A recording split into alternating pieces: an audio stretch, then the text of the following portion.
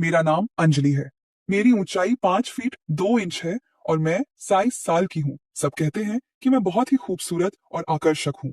मेरा चेहरा ऐसा है जैसे कमल का फूल खिला हो और मेरी आंखों में मस्ती भरी है। मेरे गाल गोल मटोल और भरे भरे हैं और मेरे होंठ शहतूत की तरह रसीले हैं।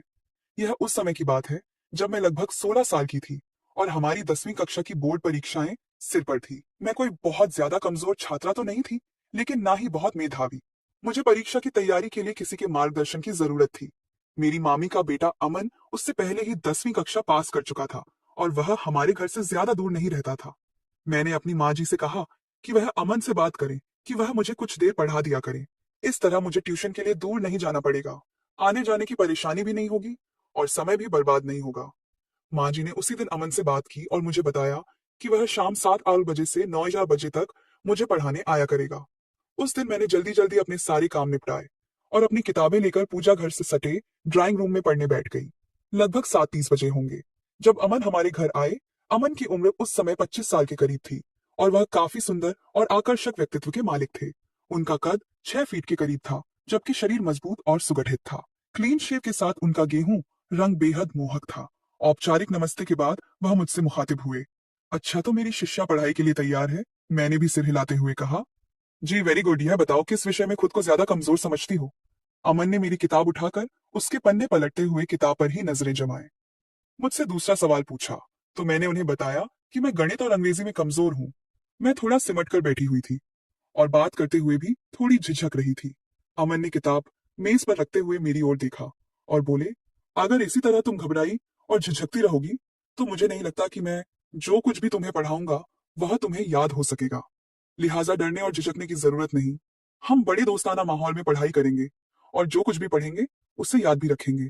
जी बेहतर, मैंने खुद को थोड़ा शांत जाहिर करने की कोशिश करते हुए कहा। उस दिन पढ़ाई तो कोई खास नहीं हुई, अलबत्ता अमन ने अपनी बातों और चुटकुलेबाजी की मदद से मेरी झिझक दूर कर दी। मैं अब काफी शांत भी थी। यही वजह थी कि मैं अमन के चुटकुलों का जवाब भी चुटकुलों की सूरत ही दे रही थी। मेरा चंचल स्वभाव जागृत हो चुका था। अमन ने थोड़ी सी गणित की एक्सरसाइज कराई और अंग्रेजी से शुरू करने का कहकर घर जाने के लिए उठे। माँ जी ने उन्हें रोक लिया कि चाय तो पीते जाएं। अमन भी चाय के लिए बैठ गए। चाय और थोड़ी गपशप के बाद अमन कल शाम 7 या 7:15 बजे आने का कहकर घर चले गए। लगभग 2 हफ्ते तक मामलात ऐसे ही चलते रहे। वह समय के खासे पाबंद थे, समय पर आते और अपना काम समय पर खत्म करके चले जाते। उनकी शख्सियत आकर्षक तो थी ही, उनके पढ़ाने और समझाने का अंदाज भी खूब था। यही वजह थी कि मैं अमन की दीवानी हो चुकी थी और उनसे काफी बेझिझक भी हो चुकी थी। उस दिन अमन मुझे गणित की एक्सरसाइज करा रहे थे।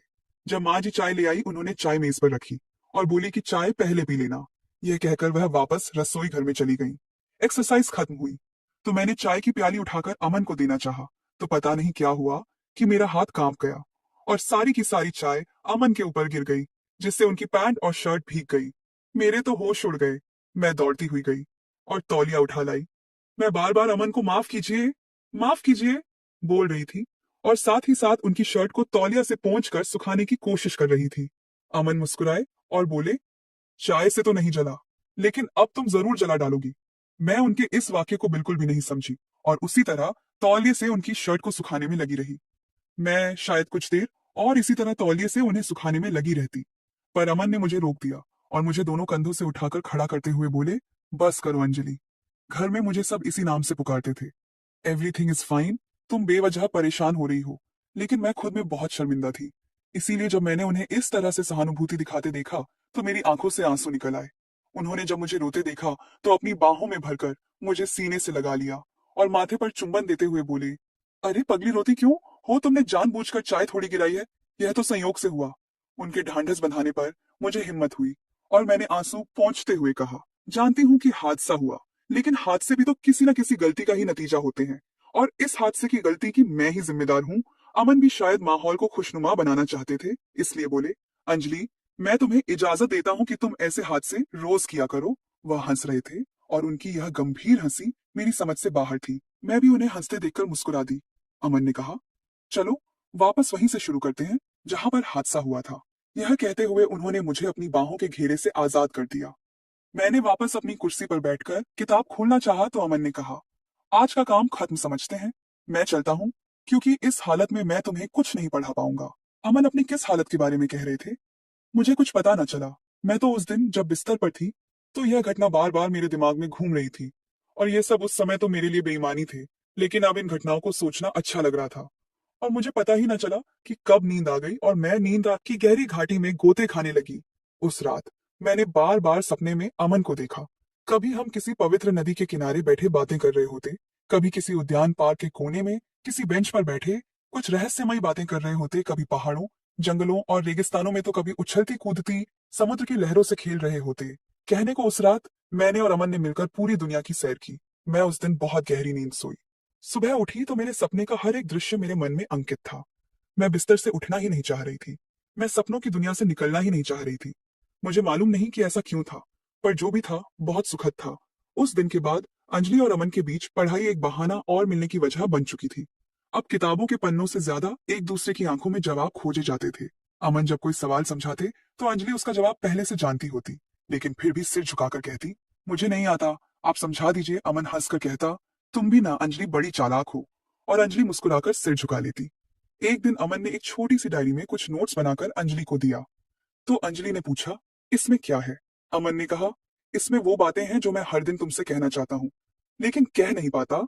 अंजलि की आंखें भर आईं, लेकिन उसने तुरंत खुद को संभाला और डायरी लेकर पढ़ने की बजाय उसे अपनी किताबों में सहेज लिया, जैसे कोई अपने सबसे कीमती खजाने को छुपा कर रखता है।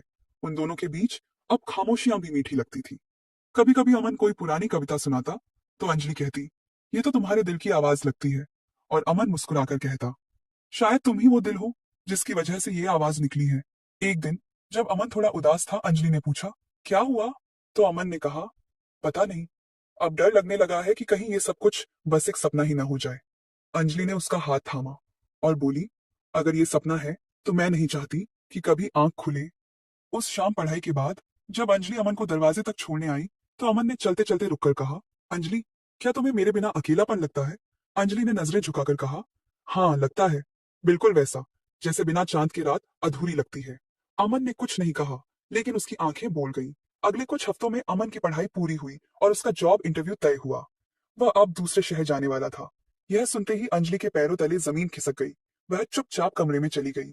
अगले दिन जब अमन पढ़ाने आया, तो अंजलि ने कुछ नहीं कहा, बस एक पुराना सा रिबन निकालकर अमन की किताबों के साथ रख दिया। अमन ने पूछा, ये क्या है? अंजलि बोली, ये मेरी आखिरी परीक्षा की निशानी है। जब मैं बहुत डरी हुई थी और यही रिबन बांधकर मैंने पेपर दिया था और अच्छे नंबर लाई थी। अमन ने रिबन को बहुत प्यार से देखा और कहा, इसे मैं अपने साथ ले जाऊंगा। ये मेरे लिए किसी शुभ चिन्ह से कम नहीं। अगले दिन अमन को स्टेशन तक छोड़ने अंजलि और उसकी मामी मामा सभी आए, लेकिन अंजलि ने पूरे रास्ते एक शब्द नहीं बोला। जब ट्रेन आई तो सबने विदा ली, लेकिन अमन अंजलि के सामने रुककर बोला, मैं लौट कर जरूर आऊंगा, अगर तुमने मेरा इंतजार किया। तो अंजलि की आंखों से आंसू टपकने लगे। उसने कहा, मैं रोज पूजा के बाद तुझसे मिलने वाली हवा का इंतजार करूंगी। अमन मुस्कुराकर चला गया और अंजलि हाथ हिलाकर खड़ी रह गई। अगले कुछ दिन अंजलि के लिए बेहद कठिन थे। न वह ठीक से खा पाती, न पढ़ाई में मन लगता, लेकिन हर शाम वह छत पर जाकर उस दिशा की तरफ देखती जिधर अमन गया था। एक दिन मामी ने कहा, अंजलि बेटा, क्या बात है, तू पहले जैसी हंसमुख नहीं रही। तो अंजलि ने बस मुस्कुराकर कहा, कुछ नहीं मामी, बस मन नहीं लग रहा। और अंदर ही अंदर वह हर दिन अमन की भेजी चिट्ठियों का इंतजार करती। लेकिन 2 हफ्ते गुजर गए और कोई चिट्ठी नहीं आई। तीसरे हफ्ते एक लिफाफा आया जो अमन के शहर से था। अंजलि ने थरथराते हाथों से लिफाफा खोला। उसमें एक पेज था जिसमें लिखा था, मैं यहाँ आ तो गया, लेकिन हर सांस में तेरी कमी महसूस होती है। तेरे बिना ये शहर मुझे वीरान लगता है। मुझे सिर्फ तेरी आंखें याद आती हैं। और वो शाम जब तूने कहा था कि ये सपना कभी न टूटे। अब जब मैं रोज सुबह उठता हूँ तो पहला ख्याल तेरा ही आता है। अंजलि, क्या तू अब भी मेरे इंतजार में है? अंजलि चिट्ठी को सीने से लगाकर रोने लगी और बोली, हाँ अमन, मैं आज भी तेरा इंतजार करती हूँ। अगली सुबह अंजलि ने मामी से कहा, मैं अब हर दिन पूजा के बाद एक खत अमन को भेजूंगी। और उसने अमन को खत लिखना शुरू कर दिया, जिसमें वह अपने दिन भर की बातें साझा करती, अपने सपनों की बात करती और पूछती, कब लौटोगे अमन? कब आएगा वो दिन जब हम फिर एक छत के नीचे होंगे? धीरे धीरे अमन की चिट्ठियां भी आने लगी। अब उनका प्रेम सिर्फ नजरों तक सीमित नहीं था, बल्कि शब्दों में पनप रहा था। वे दोनों एक दूसरे के ख्वाबों में रहते थे। एक दिन अमन ने लिखा, अगले महीने मेरी नौकरी पक्की हो जाएगी और मैं तुझे अपने घर की रानी बनाकर लेने आऊंगा। अंजलि की आंखों से आंसू टपक पड़े और उसने लिखा, मैं हर सुबह तुम्हारे नाम की मिठाई बनाकर रखती हूँ और जब तक तुम आ नहीं जाते वो मिठाई खुद नहीं खाती। अब कहानी ने एक नया मोड़ ले लिया था, जहां दुनिया भी उनके प्यार को कमजोर नहीं कर पा रही थी, बल्कि हर दिन और मजबूत कर रही थी। क्या अमन सच में लौटेगा? क्या अंजलि का इंतजार खत्म होगा? अगला भाग और भी रोमांचक और भावनात्मक होगा। अंजलि हर दिन अमन के खतों को अपनी किताबों के बीच रखती और सोने से पहले उन्हें पढ़कर सोती। उसे अब अपने भविष्य की कल्पना में अमन ही दिखता था। हर सुबह जब सूरज की किरणें खिड़की से आती तो उसे ऐसा लगता जैसे अमन ने उसका माथा चूमा हो। एक दिन मामी ने अचानक कहा, अंजलि बेटा, कुछ दिन के लिए अपने मौसी के घर चल, क्या पता तेरा मन बहल जाए। लेकिन अंजलि ने सिर हिला दिया और बोली, नहीं मामी, मुझे यहीं रहना है। क्या पता कल अमन लौट आए। अगले ही दिन शाम के वक्त मामी ने हाथ में मिठाई का डिब्बा लिए हुए कहा, अंजलि जरा बाहर तो आ बेटा, तेरा कोई इंतजार कर रहा है। अंजलि ने चौंक कर मामी की आंखों में देखा और भागती हुई बाहर आई तो दरवाजे पर वही खड़ा था जिसकी तस्वीरें उसने रातों को ख्वाबों में बुन रखी थी। अमन सूट में खड़ा मुस्कुरा रहा था। उसके हाथ में एक छोटा सा डिब्बा था। अंजलि दौड़कर वहां तक पहुंची और अचानक रुक गई। उसकी आंखों से आंसू बहने लगे। अमन ने धीरे से कहा, क्या अब भी मेरा इंतजार है? अंजलि कुछ नहीं बोली, बस सिर हिला दिया और उसकी आंखों में अमन ने हाँ पढ़ ली। अमन ने वही छोटा सा डिब्बा खोला और कहा, तो मेरी सबसे होशियार शिष्या, क्या अब मेरी जीवन संगिनी बनेगी? उसमें एक सादी सी अंगूठी थी। अंजलि ने बिना कुछ कहे हाथ आगे बढ़ा दिया। अमन ने उसे पहनाया और मामी की आंखों में चमक और आंसू एक साथ थे। अगले हफ्ते दोनों की सगाई बेहद सादगी और घर की दहलीज पर हुई। अंजलि ने अपनी सबसे प्यारी गुलाबी साड़ी पहनी और अमन ने वही रिबन जेब में रखकर वादा किया कि जब तक उसकी सांस चलेगी अंजलि का आंचल उसकी छांव रहेगा। शादी बड़े धूमधाम से नहीं हुई, लेकिन वो पल सबसे खास था जब अमन ने अंजलि को उसके माथे पर सिंदूर लगाकर कहा, अब ये दूरी भी खत्म और इंतजार भी।